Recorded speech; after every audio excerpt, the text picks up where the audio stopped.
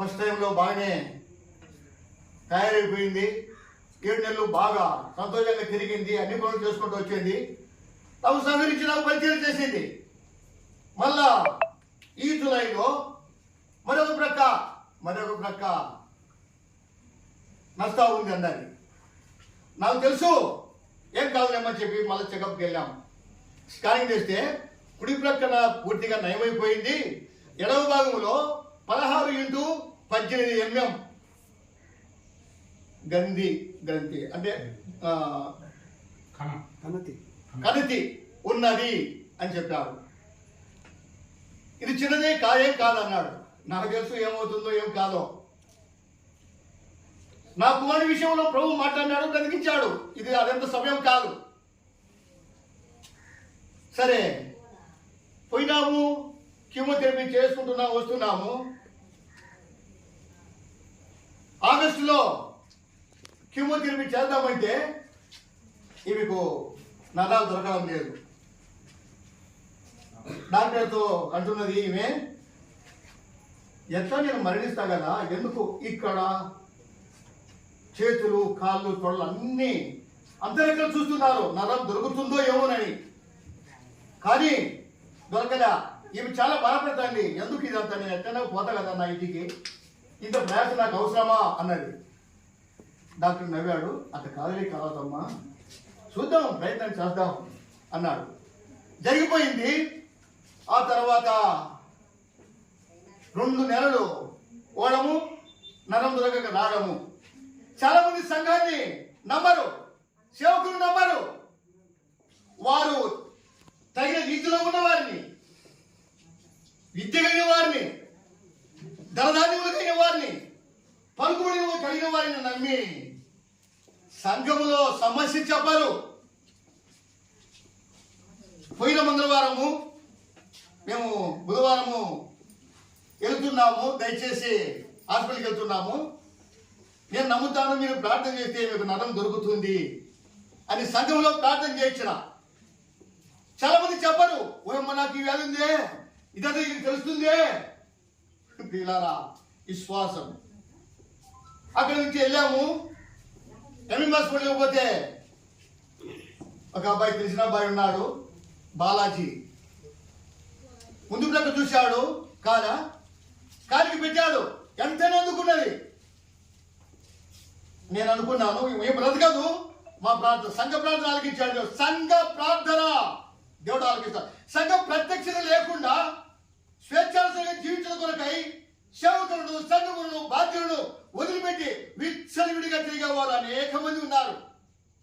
సంఘ ప్రత్యక్షత తొలగిపోకుండా కొరకై అపోస్తల బోధ, సహవాసం, నటించుట, ఎడతగిన ప్రార్థన కలిగి ఉండాలని ఆనాడే ఆత్మచేత అపోస్తల కార్యం 2వ అధ్యాయంలో రాయించాడు దేవుడు. కనుక ప్రియులారా, గమనించండి ఈ మాట.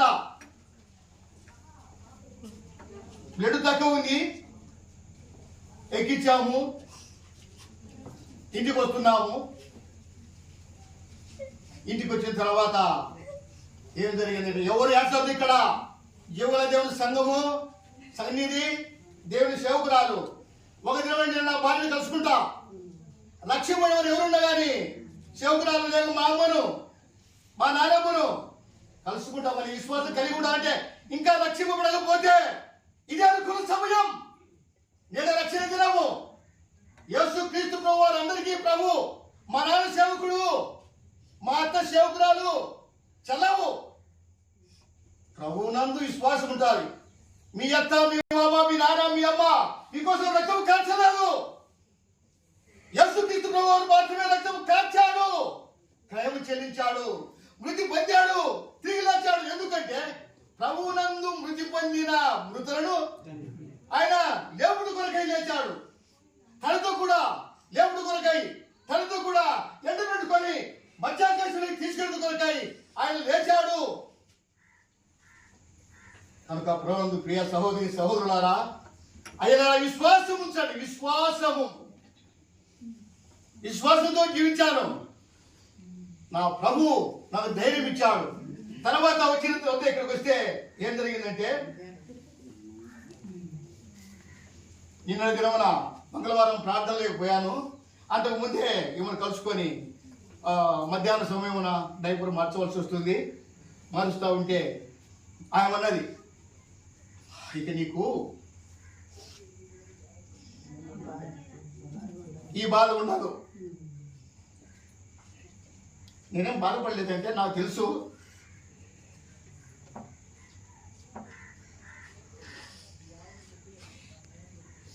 నేను నీకు సేవ చేయాలి, అయితే నువ్వు చేస్తున్నావు. అది ఎంత కాదు, నేను ఒకవేళ ఈ స్థితిలో ఉంటే నువ్వు చేయవా? అట్లా కాదయ్యా. సరే, ఈరోజు నువ్వు నా దగ్గరనే ఉండాలన్నది. ప్రతిరోజు ఆ రూమ్లో ఉన్నప్పుడు ఈ ఫ్యాన్ గారు నాకు పడదు, ఇక్కడ వద్దు, నాకు మందులు ఇచ్చి, నాకు గంజి తాపి, లేక ఏదైనా అన్నం తినిపించి ఆ ప్రక్కకు పో, నువ్వు తుమ్ముతావు, నీకు అలర్జీ ఉంది అని చెప్పేది. రాత్రికాల సమయమున నువ్వు నా దగ్గరే ఉండాలి ఈరోజు, ఈ ఒక్కరోజే ఫ్యాన్ తిరిగితే ఏం కాదు అన్నది రాత్రి. సరే ఉంటా అన్నాను, కూర్చున్నాను. మళ్ళీ చూసింది, అవసరం ఉంటే పిలుస్తానయ్యా, ఆ పక్కకు గాలి పడుతుంది. ఆయనకి ఎక్కించే కీమోథెరపీ ఆ టాబ్లెట్స్ని బట్టి బాడీ అంతా హీట్ అవుతుంది, తట్టుకోలేరు. ఫ్యాన్ లేకపోతే గొంతు ఆరిపోతూ ఉంటుంది. ఇక నేను అక్కడికి వెళ్తే ఆయనకు అందుబాటులో గ్లాస్ ఉంచుతా, అవసరమైతే నన్ను పిలవలేదు, గొంతు కూడా వచ్చింది కనుక ఇక్కడ నుంచి అంతా తిరడైపోయింది. గ్లాస్ తీసుకొని ఏదో రూములోకి దమనం ఇచ్చేస్తుంది. నేను వెళ్ళి ఆయన చేయవలసిన పరీక్ష చేయాలి. నేను ఉన్నవాది మళ్ళా వెళ్ళిపోమన్నది, ఆ గ్లాస్ కడ పెట్టిపోమన్నది. నాకు నిద్ర పట్టలే. 2:30-3 వరకు మేలుకున్నాను, పరిచర్య చేయవలసిన ధర్మం చేశాను. 6కు పిలిచింది, నయేమి బీలా బీలా బీలా పిల్లలేరి చల్లా నువ్వు రామన్న దగ్గరికి అన్నది. నిద్రపోతుంది బిడ్డ. పగలంతా పరిచర్య. అమ్మాయి కూడా శక్తి కొలది అందరూ చేశారు. నాకు ఆయనకు అందుబాటులో ఉన్న వారందరూ కూడా గొడవ చేసింది, మనగానం చేసింది. ఆ తర్వాత వెళ్ళాను 6 గంటలకు, 6:40కి వెళ్ళాను. 6కు వెళ్ళి నీళ్ళు దాపి వచ్చాను. మళ్ళా పిలిచింది. ఇంకా ఈ ఒక్క పూట నాకు గది చేసి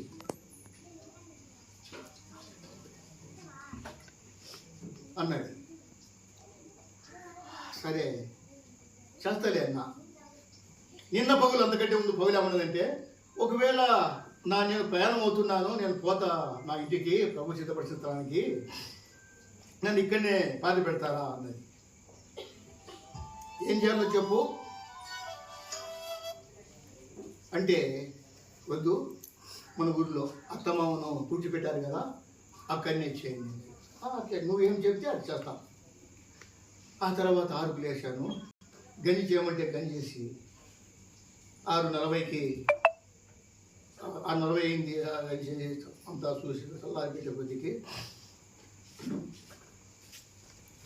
6:50 7 అయింది. పోయి కూర్చున్నాను. నిలబడద్దు, కూర్చో అన్నది, దగ్గర కూర్చో అన్నది. నవ్వు అట్లా చేసుకోవాలన్నది. చూసింది, మీరు అట్లా నవ్వునట్టు నవ్వు రాదు అన్నది. ఇప్పుడు ఈ స్థితిలో గత 3 వారాలుగా. సరే ఇంకా టాపు అన్నది. అప్పుడు ఉదయం 7:07 తాపాను. జానియేడి అన్నది. జానియేడు వెంపలు ఉన్నాడు కదా, వెళ్దామంటే వద్దు వద్దు, సంఘములో నేను ఇక్కడి నుంచే నా ప్రయాణం, ఇంటి దగ్గర కాదు. సరే 2 మాటలు తాగింది, నాకు సరిపోతుంది. మళ్ళీ వేస్తే నేనట్లో అది ఎన్నిక వేసింది, అది సరిపోతుంది నా ప్రయాణానికి. ఆ తర్వాత చూసింది,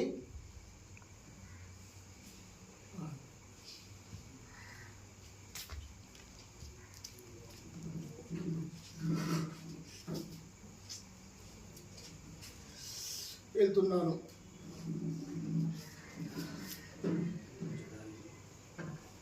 నువ్వు అర్థం చేసుకోలేవు.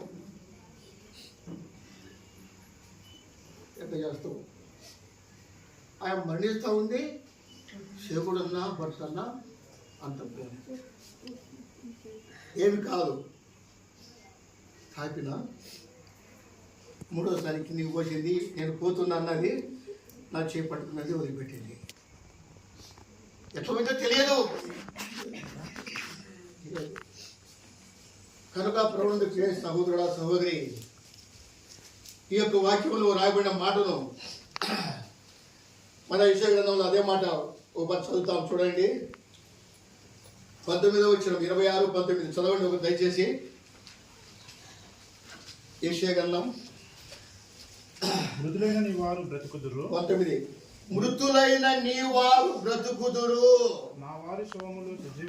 నీవు ఇప్పుడు ఎవరి వారవో ప్రశ్నించుకో, ఆలోచించుకో. చాలామంది ముఖ్యమైన వారు, ధనికులు, బిడ్డలు, తల్లి, తన మావారు, మా అమ్మ, మా నాన్న కాదు, తన వారిగా ఉండి మృతి పొందితే ఆయన చెప్తాడు. మంచి సమయము తన వారిగా చేర్చుకోవడం కనుక యేసుక్రీస్తు ప్రభువారు, ఇదిగో తగులతో ఉండి తను తడుచున్నాను, ఎవడైనా నా స్వరం వినేలా నాతో అతను నీతో నేను భోజనం చేయను, సహవాసం చేస్తాను. ఎంతకాలము క్రైస్తత్వంలో ఉండి భక్తిలో ఉండి మరణించేవారు అనేకులు ఉన్నారు. అందుకు భక్తులు పాడారు, ఎంతసేపు నిలువబెట్టి ఏపి తూరతని ఆతాడెంత దయతో పిలచుచున్నాడిప్పుడు మిమ్ములను, హృదయమనెడో తలుపు నోత యేసు నాదుండో నిలచి సదయుడగుచు దాటుచుండు సకల విధములను, నిలచి సదయుడగుచు దాటుచుండు సకల విధములను. బంధువులకు, స్నేహితులకు ప్రభు నమన వారికి నమస్కారం. ఇది మంచి సమయం. నీ బంధువుగా, నీ అక్కగా, నీ వదినగా, నీ అక్కగా ఉండి మరణించి ప్రభు దగ్గరికి వెళ్ళి విషయాన్ని తీసుకుంటూ నిన్ను ఆహ్వానిస్తా ఉంది. నాలాగా మరణించు, నా రక్షకుడు నీ రక్షకుడు, హృదయంలో చేర్చుకో, లేకపోతే నిత్య నరకం ఉన్నది. జ్ఞాపకం చేసుకోండి. ప్రభు అన్నాడు, నా ఎదుకు వచ్చి ఎంత మాత్రం బయటికి తోసివేయను, చేర్చుకుంటాను. ఎంతమంది సార్, రండి రండి రండి, నా కవిగిట్లో నా బిడ్డల మీద నా రొమ్మ నాచుకుంటాను, మీరు నా బిడ్డలు. రాకపోతే బలంతో వచ్చాడు చివరి దినాల్లో. ప్రభు చేసిన విశ్వాసం ఉంచి ప్రభు ప్రజగా, ప్రభు బిడ్డగా మరణిస్తే తన వారిని ఆయన లేపుతాడు, పతనానికి ఆజ్ఞిస్తాడు. ఎవరికైనా రాబడి ఉన్నది. మరణిస్తే కన్న కడుపు మర్చిపోతుంది, కన్న తల్లి పురుగు కమ్మగా తింటుంది. నీ దేహము చీల్చుకొని తింటా వస్తుంది పురుగు. చెప్తాడు. ఆయన వచ్చి మధ్యాహ్నంలోకి తీసుకెళ్ళడం కొరకు ఆయన వచ్చి భక్తులతో మృతి పొందినా, మృతి పొందకపోయినా ఎంట పెట్టుకొని